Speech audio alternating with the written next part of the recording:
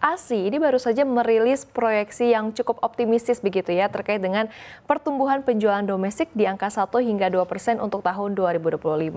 Nah, di tengah optimisme ini, Pak Lilik, bagaimana sebetulnya Bapak melihat potret kesehatan industri semen saat ini, terutama dalam menghadapi tekanan untuk menjadi lebih hijau dan juga tentunya lebih berkelanjutan ini, Pak Lilik? Baik, terima kasih. Jadi, industri semen di Indonesia saat ini kinerjanya dari sisi penjualan, ya, demand kurang menggembirakan, ya. Oke.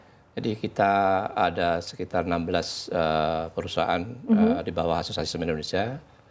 Kemudian di dalam 16 itu ada sekitar 23 pabrik, ya, yang terintegrasi. Dan kapasitas total kita sekitar 119,9 juta ton. Di tahun 2024 crude kita dibandingkan tahun sebelumnya hanya malah minus 0,9. Jadi demand absorptionnya hanya sekitar 65 juta, ya. Jadi kurang menggirangan. Kemudian di semester 2 ini juga, semester 1 ini di tahun 2025 crude kita juga belum menggembirakan, yaitu malah minus 2,5 gitu, ya, minus 2,5%. Jadi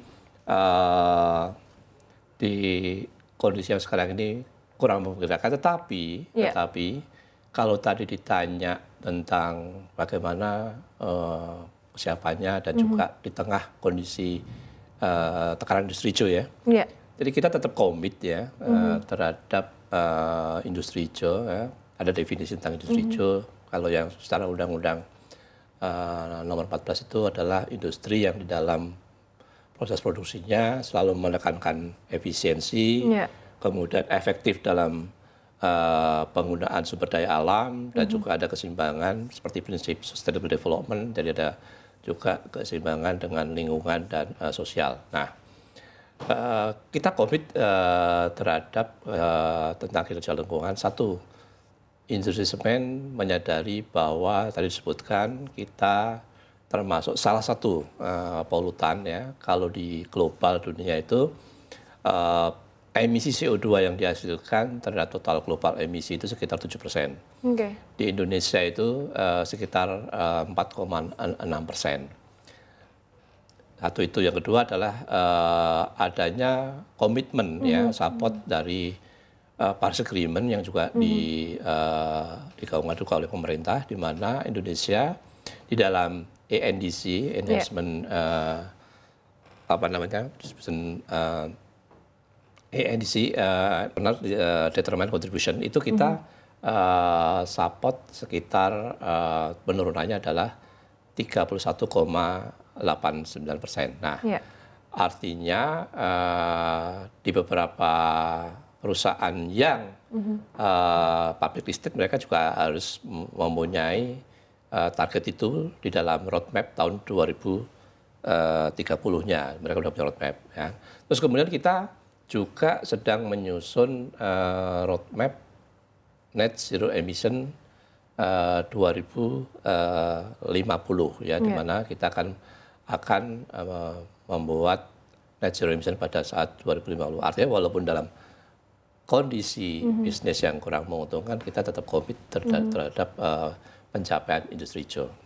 Oke, baik. Secara konkret, Pak, langkah-langkah dekarbonisasi apa yang sudah menjadi komitmen dan juga praktik nyata dari para anggota ASI? Apakah kita sudah bergerak nih, Pak, lebih jauh dari sekedar penggunaan refuse derived fuel atau RDF begitu, ya, atau co-processing limbah? Jadi di dalam roadmap ada yang kita short term sampai 2030, ada juga yang sampai long term sampai 2050. Di dalam short term-nya itu beberapa mitigasi sudah kita tetapkan dan kita lakukan. Jadi bagaimana kita melakukan dekarbonisasi? Satu, switching dari fossil fuel ke alternatif fuel, ya. Ya, di antara tadi menggunakan biomass, kemudian industrial waste, kemudian juga RDF. Kemudian enhance efisiensi, bagaimana kita melakukan efisiensi sehingga pemakaian energi baik itu thermal maupun listrik itu menjadi menurun. Ya. Kemudian yang tak kalah pentingnya yaitu memproduksi semen ramah lingkungan, yang di dalam penerjemahan teknisnya adalah mengurangi clinker. Rasio clinker itu bahan setengah jadi dari semen yang di dalam proses pembuatannya itu generate CO paling besar, ya, sekitar 85%. Berasal dari proses itu sendiri, yang kemudian yang kedua adalah berasal dari pembakaran bahan bakar. Kemudian yang keempat adalah dengan inovatif teknologi, ya, inovatif teknologi di antara digitalisasi dan sebagainya, dan yang terakhir dalam inovatif teknologi itu adalah penggunaan teknologi CCUS, walaupun hingga sekarang kita masih explore, ya, masih explore teknologi CCUS yang tepat, yang visible, ya, secara teknis maupun ekonomis, gitu ya. Nah, kita sudah melakukan mitigasi-mitigasi itu, sehingga walaupun roadmap draft kita belum final, tapi kita sudah melakukan penurunan CO2 dibandingkan dengan baseline 2010 sekitar 21%, gitu ya. Pencapaian kita di dalam pemakaian energi alternatif tadi atau alternatif fuel tadi, ya, itu sekarang kalau diukur di dalam yang namanya TSR, thermal substitution rate, berapa besar besaran panas dari batu bara yang digantikan oleh bahan bakar alternatif, itu sekarang sudah mencapai 10%. Ya.